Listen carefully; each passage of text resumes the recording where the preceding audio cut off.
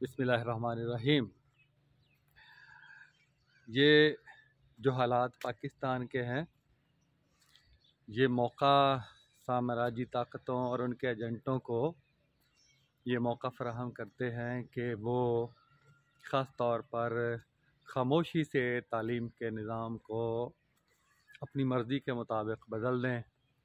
और ख़ास तौर पर जो अब हो रहा है, जो रही सही कसर निकल रही है, उर्दू मीडियम किताबों की इशाअत बंद हो रही है और उसकी जगह पे इंग्लिश मीडियम को ज़बरदस्ती पढ़ाने पर मजबूर किया जा रहा है। हम कुरान पाक की आयत पेश करते हैं, वमा अरसलना मिन रसूलिन इल्ला बिलिसान कौमिही, कि अल्लाह ने जितने भी पैगंबर भेजे वो कौम की ज़बान में भेजे ताकि बात को खोल के समझा सकें। क्योंकि समझने और समझाने की फितरत है कि वो अपनी ही ज़बान में होती है, अपनी मादरी और कौमी ज़बान में। फिर हम आईने पाकिस्तान, जिसके मुताबिक मुल्क चलाया जाता है, मुल्क का निज़ाम चलाया जाता है, उसका हवाला है। उसमें दफ़ा 251 है कि 1973 के आइन में कि 15 साल बाद यानी 1988 में उर्दू का निफाज मुकम्मल होना था हर सतह पे, पहली से यूनिवर्सिटी तक, तमाम अदालतों और दफातर वग़ैरह में। वो नहीं हुआ, वो कर्ज़ है हमारे हुकूमत के ऊपर। फिर फ़ैसला भी आ गया 8 सितंबर 2015 को सुप्रीम कोर्ट का, उसे कोई नहीं मानता। अभी हाल ही में हाई कोर्ट का फ़ैसला भी आया, उसे भी कोई नहीं मानता। पूरी ढटाई के साथ और हम मिसालें देते हैं हमारे लोग कि चाइना में देखें जी वो लटका देते हैं, ईरान में देखें जो आइन उनके कानून को नहीं मानता उसको इतनी सज़ा देते हैं, सज़ाए मौत देते हैं।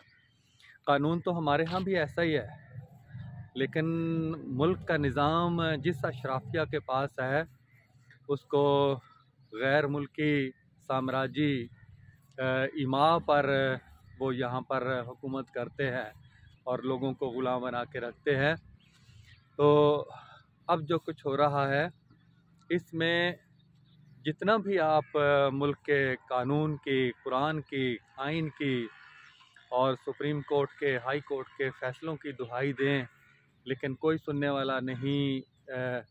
ऐसा लगता है कि जैसे सब उलमा भी, जो मजहबी जमातें हैं, सियासी तो वैसे ही बिकी हुई है, तो हर तरफ से सुम्मुन बुकमुन उम्युन फ़हुम ला यरजिऊन, उलमा भी जो है वो मीठी नींद सोए हुए हैं।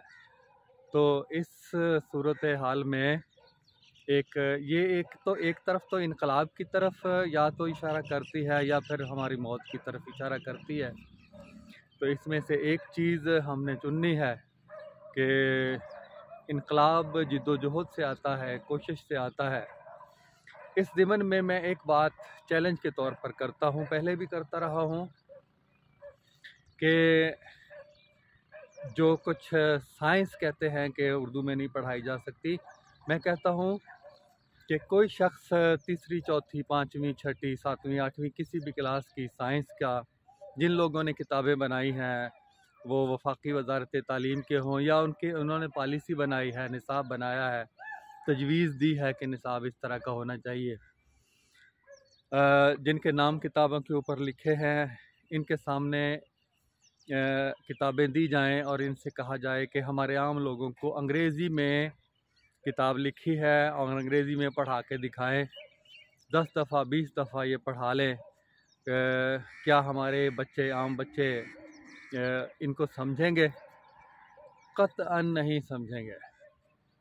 तो इसके बावजूद ये बना रहे हैं और मैं चैलेंज करता हूँ कि मैं यही चीज़ें मैं उर्दू में पढ़ा के दिखाई हैं। हज़ारों वीडियोज़ हैं मेरी यूट्यूब चैनल में, बार बार मैंने कहा है।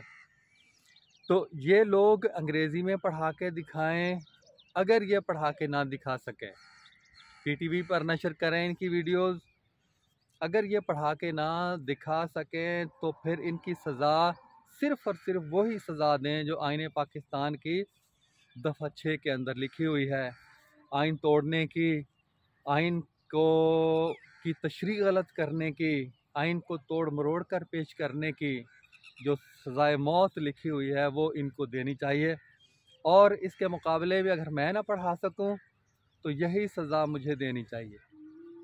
क्या कोई शख्स, क्या ये पूरी हुकूमत जिसके पुश्त पर मैं समझता हूँ कि एटमी ताकत है, हमारी पूरी फ़ौज है, पूरी दुनिया है, इनकी पुश्त पर पूरी दुनिया आ जाए, लेकिन क्या ये मैं अकेला बंदा हूँ, क्या ये मेरा मुकाबला कर सकेंगे?